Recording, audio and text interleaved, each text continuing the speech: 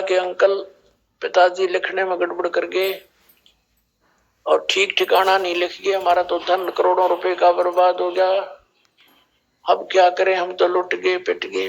वो दूसरा सेठ वो जानकार था इन कोड वर्डों का, उसने कहा बेटा वो डायरी दिखाओ। वो डायरी दिखाई, वो समझ गया, लेकिन बच्चे नहीं समझ सके और उसको बड़ा संभाल कर रखे हुए थे, छुपा कर रखे थे। तो क्या हुआ, उस सेठ ने कहा इस गुम्बद को पुनः बना दो जो तुमने तोड़ा है। वो बना दिया। फिर मैं आऊंगा एक दिन, तुम्हारा धन बता दूंगा। अब चांदनी 14 को सामने आ गया। रात के 12 बजे सेठ के आंगन में अपना ही बनाया हुआ एक मंदिर था। रात्रि के समय उस मंदिर के गुम्बद की छाया, चांद की रोशनी से जो छाया आंगन के अंदर गई, गुम्बद की छाया, वहां गुम्बद की छाया के चारों तरफ निशान लगा दिया पृथ्वी पर। मंदिर गुम्बद वहां पर है, उसकी छाया नीचे है, तो वहां निशान लगा दिया और कहा बेटा खोदो यहां से। वहां खोदा तो सारा धन सुरक्षित पा गया। तो पुण्यात्माओं, ये महापुरुष अपना उस अनमोल धन को यहाँ निकाल के दूत चोरों से छुपा कर इन ग्रंथों में छुपा गए थे, कोड वर्डों में। इस दास को भेजा है उस कोड वर्डों को खोलने के लिए, आपको आप ही के घर में धन प्राप्त कराने के लिए, आपको भक्ति धन का सेठ बनाने के लिए।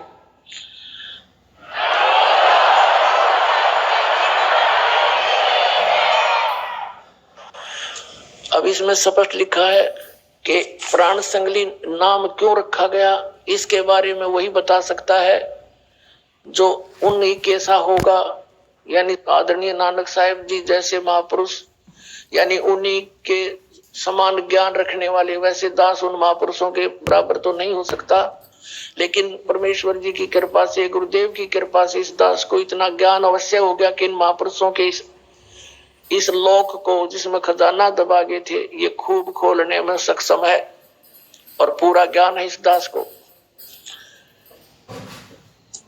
अब इसमें कितना स्पष्ट किया है कि ये मेरी देह है, ये मेरा स्थूल शरीर है, मेरे प्राणों का, मेरे श्वासों का ये प्राण मेरियां का संग्रह है, और ये जगत समुद्र का ई पुल है, यानी संसार से पार होने का मार्ग इसमें मैंने कोड वर्डों में छुपा दिया। तो इस प्रकार पुण्यात्माओं, आगे क्या दिखाते हैं आपको और दिखाते हैं इसमें, ये निवेदन है, यही प्राण संगली अभी आप पढ़ रहे थे। अभी आपने आवश्यक सूचना पढ़ी थी, अब निवेदन पढ़े। श्री गुरु नानक साहेब के पंचम स्थान पर श्री अर्जुन देव जी हुए हैं, जिन्होंने गुरुवाणी की बीड़ बांधते समय, यानी गुरुवाणी की एक पुस्तक बनाई जिसको श्री गुरु ग्रंथ साहिब करने लगे। बांधते समय भाई पैड़ा नामक एक शिष्य को संगल दीप भेजकर राजा शिवनाभ के पोत्र के पास से यह ग्रंथ मंगवाया था। आदरणीय नानक साहिब जी राजा शिवनाभ को दे गए थे। नानक साहिब जी सतलोक चले गए, उधर से शिवनाभ की मृत्यु होगी, उसका पौत्र राजा था। अर्जुन देव 5वीं गद्दी पर, नानक साहिब की परंपरा में 5वें गद्दी नसीन हुए, उस समय उनका पौत्र था राजा का, तो उस पौत्र से यह ग्रंथ मंगवाया था। और जिस किसी कारण विशेष से श्री गुरु ग्रंथ साहिब की बीड़ में रखना उचित न समझकर सर्वथा जल प्रवाहित कर दिया था। ये पूरी प्राण संगली जिसको नानक साहिब जी कहते हैं, ये ग्रंथ मेरी देह है, मेरा स्थूल रूप है, प्राणों मेरियों का संग्रह कहो, कवच है, जगत समुद्र का पुल है।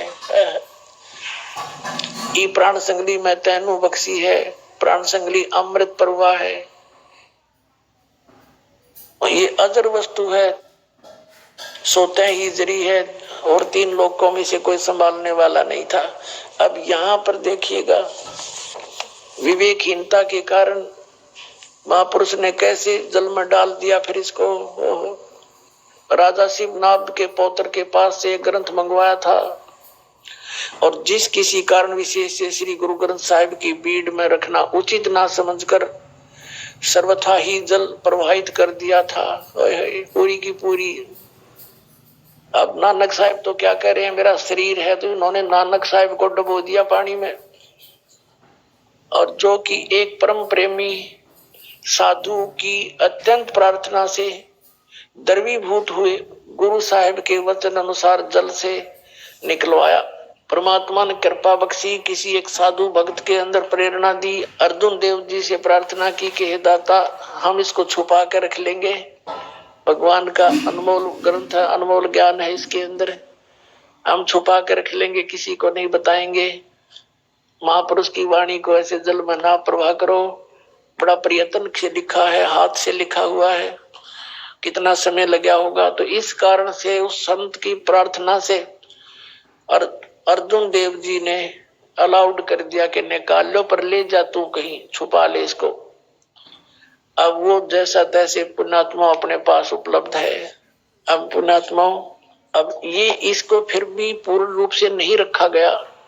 कारण क्या कि इसके अंदर बहुत डिटेल थी। नानक साहिब जी के गुरुजी परमेश्वर कबीर साहिब दुल्हा दान काशी वाले हैं, और ये 2 अक्षर का नाम इसमें रह रहकर बहुत बार लिखा हुआ था कि इस नाम के जाप से मोक्ष होगा, और नाम से मोक्ष नहीं होगा, अन्य लाभ थोड़े बहुत अवश्य होंगे। तो वो नाम इनको निकालना अनिवार्य हो गया इस दृष्टिकोण से कि कई सिख लोग इनका पाठ करें। गुरु नानक साहिब जी की आज्ञा की अवहेलना होने से हानि ना उठा ले, जैसे मर्दाना डूब गया होता, मर जाता, ऐसी गलती कर दे कोई सिख बच्चा अनजानपने में, जिस कारण से इन्होंने अपनी बुद्धि से इसे सदग्रंथ को जल प्रवाह कर दिया। तो इस तरह की पूर्ति करने के लिए परमेश्वर ने आदरणीय गरीबदास साहिब जी के माध्यम से वो वाणी प्रकट करवाई, और गरीबदास जी का अभी जन्म हुआ 200-250 वर्ष पहले, और वो वाणी इतनी प्रसिद्ध नहीं होने दी परमात्मा ने, इसलिए ना तो उसमें भी कबाड़ा कर देंगे ये करके गड़बड़ सड़बड़, वह एज इट इज हमारे हाथ लगी। अब तो ये कंप्यूटर में फीड हो चुकी है, इसमें चेंज हो ही नहीं सकता। तो अब आपको दिखाते हैं प्राण संगति में और भी किस कारण से पूरा नहीं लिया गया अभी तक। देखना, ये प्राण संगली है जो डॉक्टर जगजीत सिंह खानपुरी के द्वारा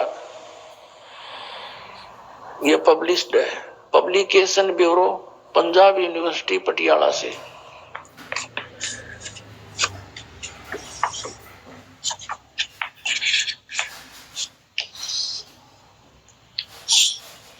यह है पंजाबी साहित्य अध्ययन विभाग, पंजाब यूनिवर्सिटी पटियाला। यह है Pran Sangli, edited by doctor Jagjit Singh Khanpuri, MA PhD। ये दूसरी बार 1999 में छपी है। अच्छा, अब इसके यहां पर देखो, बिल्कुल 2 शब्द में क्या लिखा है कि प्राण संगली की महिमा बताई है कि योग साधना संबंधी एक महत्वपूर्ण रचना है।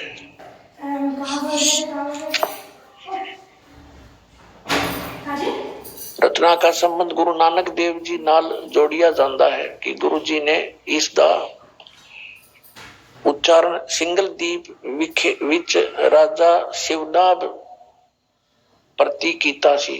फिर भी यहां देखो, हाँ, ये फिर भूमिका के अंदर देखते हैं। भूमिका इसमें क्या लिखा है कि संत संपूर्ण सिंह ने देवनागरी लिपि विच लिखी विच जिस संस्करण दा प्रकाशन किया, जो अभी आपको दिखाया था, उस बीच कुल 80 अध्याय शामिल हन, और 80 अध्यायों दे अंत ते इस दे कुल अध्याय 113 लिखे हन। इस संख्या दी पुष्टि जन्म साखियां तो भी हो जाती है, पर संत संपूर्ण सिंह ने 160 अध्यायों दे होने की संभावना वाल संकेत किया है। अपने आत्माओं दास ने तो एक प्रार्थना की थी सबसे पहले कि इन तीन महापुरुषों को, आदरणीय धर्मदास साहिब जी को, आदरणीय गरीबदास साहिब जी को, आदरणीय नानक साहिब जी को विशेष ज्ञान दिया था ताकि ये इस मेरे अनमोल ज्ञान को आगे जनता तक पहुंचाएं, लेकिन मेरे बताए अनुसार ही चलें। तो उन्होंने ऐसा ही किया। आदरणीय गरीबदास साहिब जी ने इनके द्वारा लिखी वाणी को भी हम ग्रंथ साहिब बोलते हैं, श्री सत ग्रंथ साहिब। सत ग्रंथ है, सत यानी सच। इसके अंदर कोई किसी प्रकार का अन्य किसी महापुरुष की वाणी नहीं, कबीर साहिब की और गरीबदास जी की, नथिंग एल्स। इसमें स्पष्ट लिखा है ये दो मंत्र, और ये पूरे गरीबदास पंथ में इस दो मंत्र के जाप का कोई जाप नहीं करता। नानक परमात्मा कबीर साहब ने लिखा है, ये 12 पंथ हमी को ध्यावे, अस्थिर घर का मरम नहीं पावे। कहते 12वें पंथ वो प्रगट हो बाणी, और शब्द हमारे का निर्णय ठानी है। असंग जन्म ठोड़ नहीं पावे, बहुर बहुर ये भटका खावे 84 आवे। जैसे आदरणीय गरीबदास साहिब जी के माध्यम से अपना यथार्थ ज्ञान लिपिबद्ध करवा दिया, लेकिन गरीबदास के पंथ वालों को भी इसका ज्ञान नहीं। कहते उसी पंथ में हम आगे चल के स्वयं आएंगे, कबीर साहब ने कहा, और तब इस ज्ञान को समझाएंगे। ये देखिएगा कबीर सागर, ये कहां से छपा है?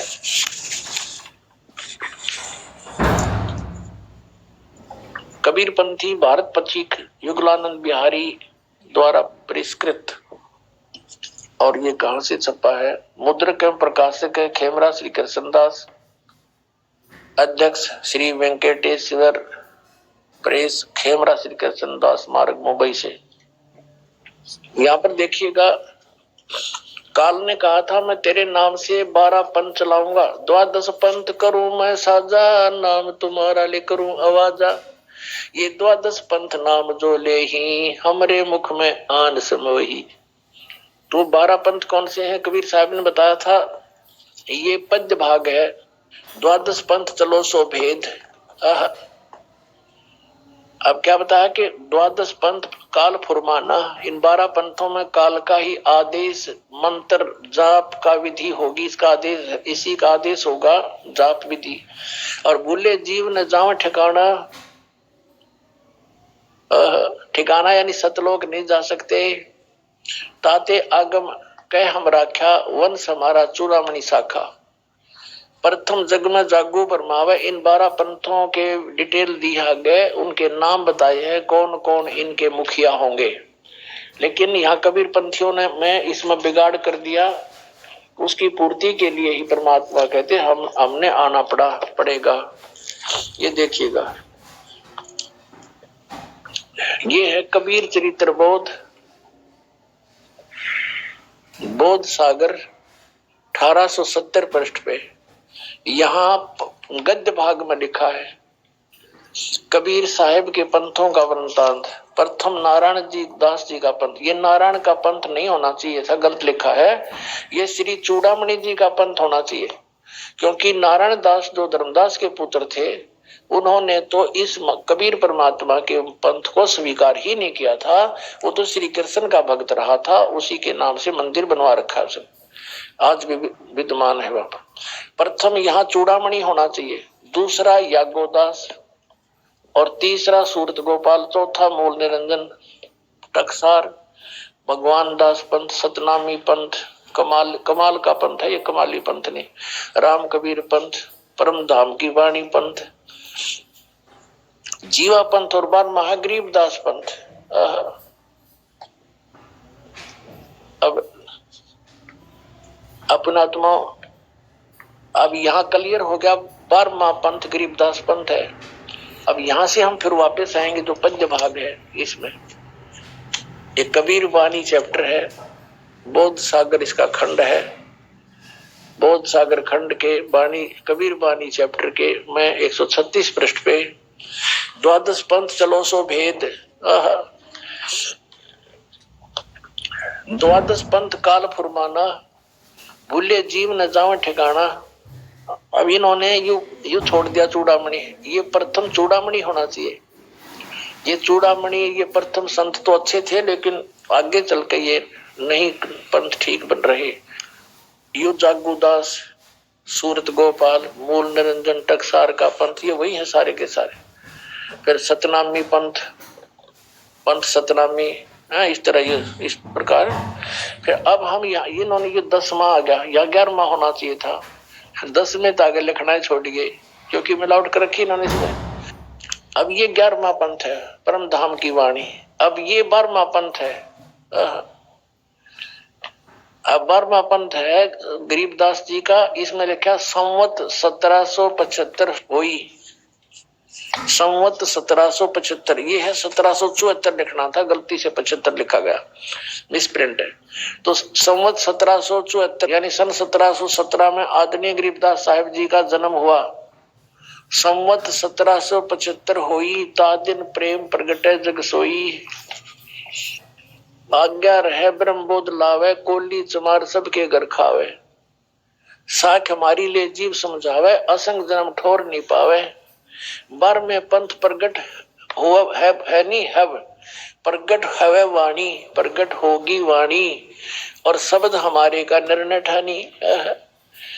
12वें पंथ प्रगट होगी वाणी, मेरी महिमा की वाणी फिर से प्रगट होगी और शब्द हमारे का निर्णय ठानी। अस्थिर घर का मर्म न पावे, ये 12 पंथ हमी को जावे। यानी गरीबदास के प्रगट होने के बाद जो वाणी प्रगट हो जाएगी उसको और सभी उस वाणी का निर्णय ठानेंगे, उसके ऊपर विचार विमर्श करेंगे, लेकिन अस्थिर घर का मर्म ना पावे, ये 12 पंथ हमी को ध्यावे। कबीर कबीर सतलोक सचखंड जरूर करेंगे, लेकिन ये मुझे प्राप्त नहीं कर सकते, ठीक ठिकाना नहीं जा सकते। फिर क्या कहा परमात्मा ने कि अस्थिर घर का मर्म न पावे, 12 पंथ हमी को ध्यावे। 12 पंथ हम ही चल आवे। गरीबदास जी का 12वां पंथ है, 12 पंथ हम ही चल आवे और सब पंथ मिटा एक ही पंथ चलावे। कहते सब पंथों को मिटाकर एक पंथ चलाएंगे।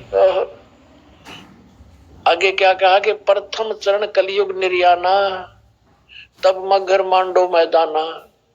कलयुग का प्रथम चरण कौन सा होगा? जब मगर से परमात्मा सह शरीर जाएंगे। स्पष्ट क्या था? तब मैं मगर से जब सह शरीर जाऊंगा वो होगा प्रथम चरण। और अब है पुण्यात्माओं, अब ये जो 1997 से जो चल रहा है ये पिछली पीढ़ी है। 1951 के बाद ये बीच का मध्य का चरण है कलयुग का, फिर लास्ट का है। प्रथम मध्य बिचली पीढ़ी और लास्ट का। अंडरस्टूड हो गया? तो यहाँ इस बिचली पीढ़ी के लिए सारा कुछ हो रहा है, देखिएगा। कहते हैं प्रथम चरण कलयुग निर्याना, तब मगर मांडो मैदाना। अब यहां देखो, कलयुग अंत पियाना दीना।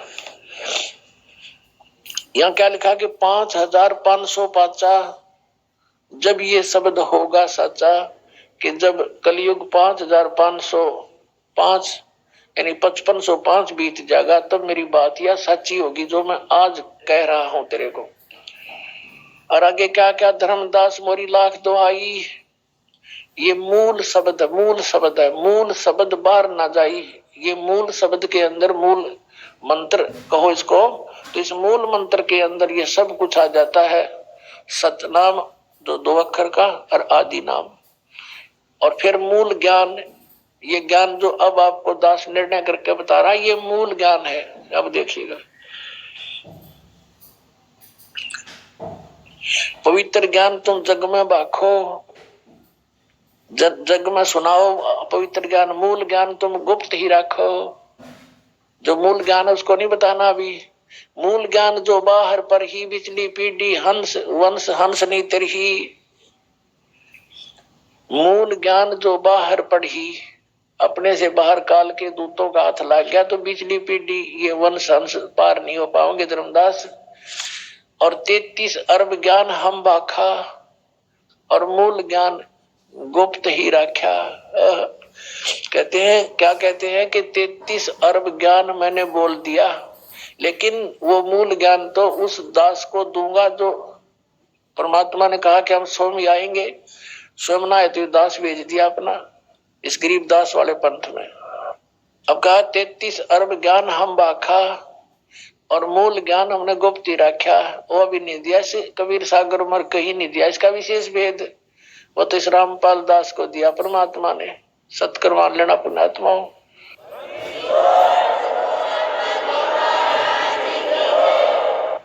अब क्या कहा है, मूल ज्ञान मूल ज्ञान तुम तब लग छपाई जब लग द्वादश पंथ मिटाई।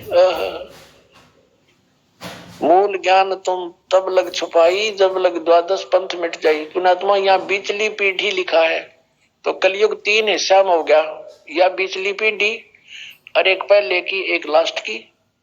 कलयुग के प्रथम चरण में परमात्मा आए, सह शरीर चले गए, सह शरीर आए थे, वो लीला करके चले गए। जो भगवान किया करता है स्वयं ही वो करते ही हैं, और जिसका गुणगान सब वेद और ग्रंथ आंखों देखा संत करते हैं।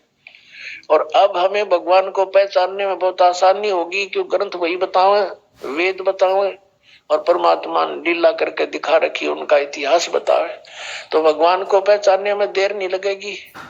फिर समाधान क्या है, सबसे बड़ी बात है समाधान की। तो समाधान ये मंत्र सतनाम है, 2 अक्षर का मंत्र है और असार नाम है, जिसको आदि नाम बोलते हैं।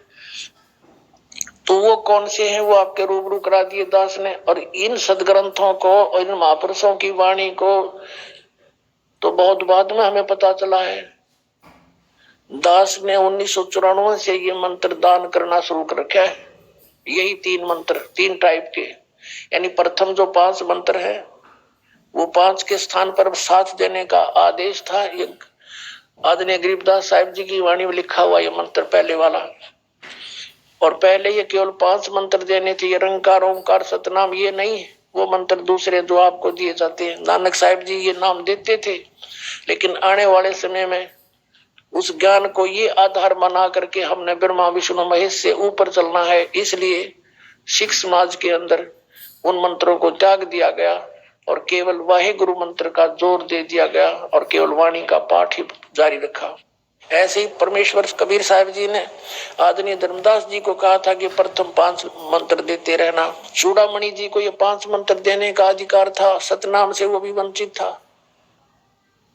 और चूड़ामणि जी ने ये 5 मंत्र देने शुरू किए थे, लेकिन आने वाले समय में कबीर पंथियों ने इस दृष्टिकोण से उनको बंद कर दिया कि तो देवताओं की पूजा के मंत्र हैं, हम इनको नहीं जाप करेंगे, लोग क्या कहेंगे, हम तो सतपुरुष के पुजारी है, सत अकाल मूर्त की पूजा करेंगे। तो ये बालका के सी बुद्धि करके वो मंत्र भी समाप्त कर दिए। फिर भी तो अब ये मंत्र 7 मंत्र फर्स्ट स्टेप, पहले केवल 5 क्यों देते थे, अब 7 क्यों देते हैं, आपको पहले ही बताता रहा दास कि ये 7 मंत्र जिसको प्राप्त हो गए और जिसने एक मंत्र का जाप भी विधिवत कर लिया, उस प्राणी को मनुष्य जीवन कंपलसरी मिलेगा और उसकी मृत्यु किसी कारण से होगी।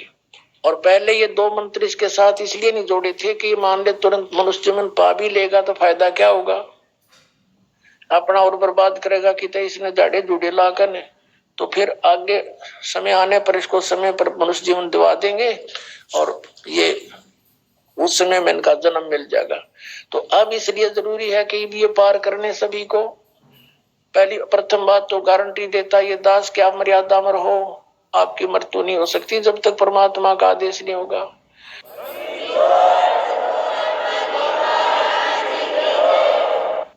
अभी क्या है कि हमारा जो समाज है वो छोटा है अभी इस सतमार्ग वाला, बाकी अन्य साधना के करने वाला समाज भरा पड़ा है। तो एक घर में एक सदस्य नाम लेता है, 5 सदस्य अनुपदेशी हैं, दूसरे मार्ग पर लगे, वो उसके नियमों को चलने नहीं देते। अभी बाधा बनी हुई है, लेकिन धीरे धीरे ठीक हो जाएगी।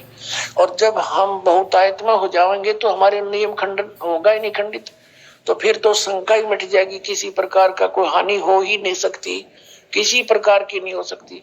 और पूरे विश्व में फिर एक जैसा ही ज्ञान होगा। परमात्मा ने लिखा कि अब आ गया वो समय 5505 जिसमें पूरे विश्व में एक ही ज्ञान रहेगा, एक ही भगवान रहेगा, एक ही मंत्र साधना का रहेगा, नथिंग एल्स, और कुछ नहीं रहेगा।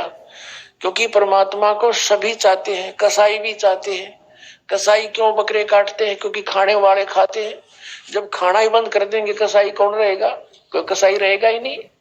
अपना घास फूस खा कर गुजारा कर लेंगे, इस पाप से अच्छा तो हम।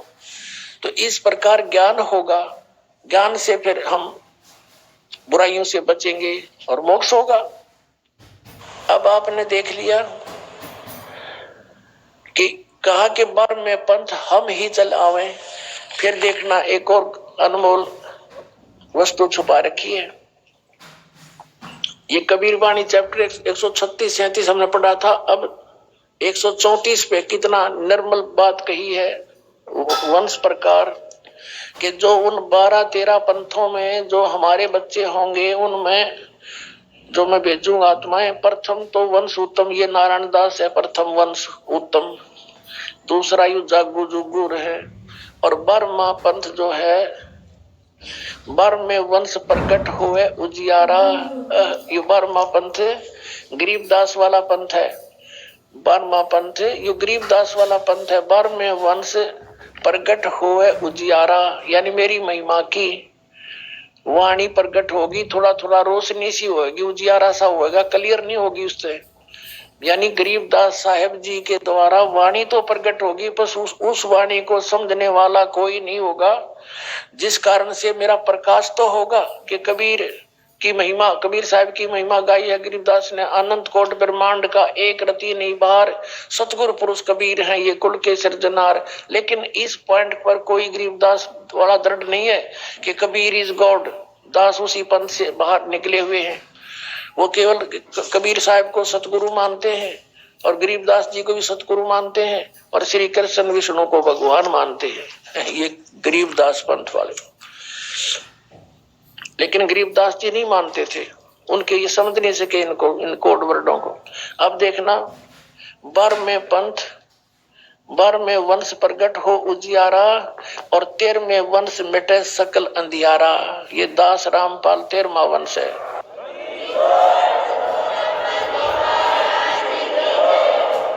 अपनात्माओं, अब ये निर्णय करते हैं आपके समक्ष के अब वर्तमान में कलयुग कितना बीत गया। पवित्र हिंदू धर्म में इन शंकराचार्यों के द्वारा रची गई पुस्तक एक